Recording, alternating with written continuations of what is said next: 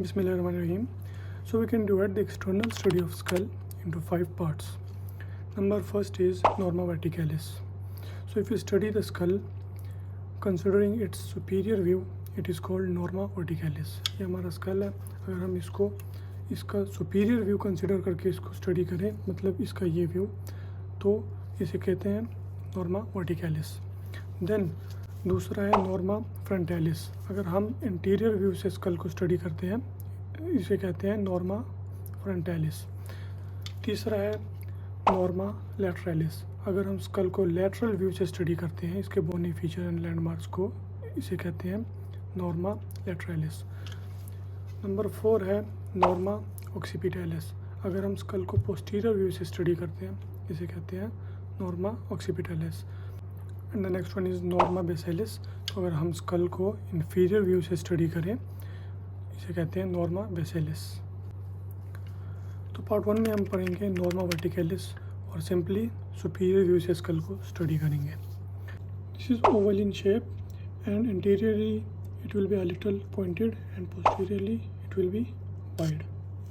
First of all हम पढ़ेंगे इसके बोन्स. सुपीरियर व्यू से हमारे पास कौन कौन से बोन्स आते हैं स्कल में. तो सबसे पहले इसमें आएगा फ्रंटल बोन का upper part. This whole bone is frontal bone, but superiorly हम पढ़ेंगे इसमें इसका upper part of the frontal bone. Then हम पढ़ेंगे इसके 2 पेरिएटल बोन्स और उनका upper part. This whole bone is parietal bone, but we'll study the upper part of these parietal bones.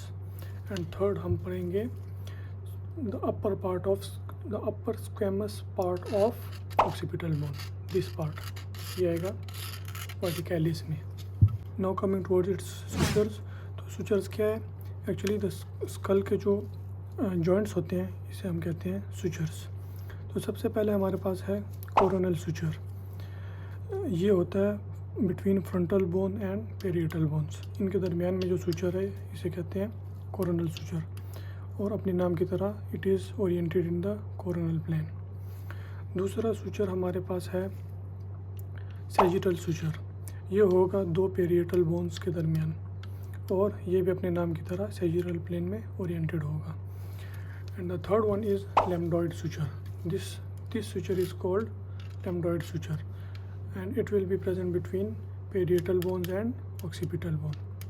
और यहाँ एक और एक्सेप्शनल सूचर होता है अबाउट 3 to 8% ऑफ पीपल में, जो कि फ्रंटल बोन के दरमियान में इस तरह से यहाँ पर होता है. उसे कहते हैं मेटोपिक सूचर. अब आते हैं इसके बोनी लैंडमार्क्स की तरफ. तो सबसे पहले दिस पॉइंट जहाँ पे कोरोनल सूचर और सैजिटल सूचर मिलेगा, this point is called bregma. और ये इम्पोर्टेंट इस वजह से भी है कि हमारी इनिशियल लाइफ में यहाँ पे एक डायमंड शेप्ड गैप होता है, जिसे कहते हैं इंटीरियर फोंटेनेली, जो कि बाद में इन बोन्स के फ्यूज़ होने से वो गैप ख़त्म हो जाता है. और वो गैप आप न्यूबॉर्न बच्चों में फील भी कर सकते हैं. So this is the point called bregma, और in the initial life it is called interior fontanelle. और ये पॉइंट जहाँ हमारा सैजिटल सूचर और लैम्डॉइड सूचर मिलता है, इसे कहते हैं लैम्डा. और हमारे इनिशियल लाइफ में यहाँ पे एक गैप होता है, जिसे कहते हैं पोस्टीरियर फोंटेनेली, जो कि बाद में 1 to 1.5 मंथ्स में इन बोन्स के फ्यूज़ होने से वो गैप ख़त्म हो जाता है. लैम्डा के 1 to 1.5 इंचज़ ऊपर सैजिटल प्लेन के साइड बाय साइड 2 फोरमेंस होते हैं, जो हमारे इस मॉडल में सही से नहीं दिख रहे. 2 फोरमेंस होते हैं, जिसे कहते हैं parietal foramens, because these are in the parietal bones, so these are called parietal foramen. और इस foramen के थ्रू हमारी imaginary vein पास करती है. इन 2 parietal foramen के दरमियान इस पॉइंट को कहते हैं ओबिलियन. This point is important because this is considered as the site of third degenerated eye.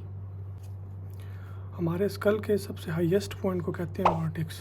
So almost this point is called vertex.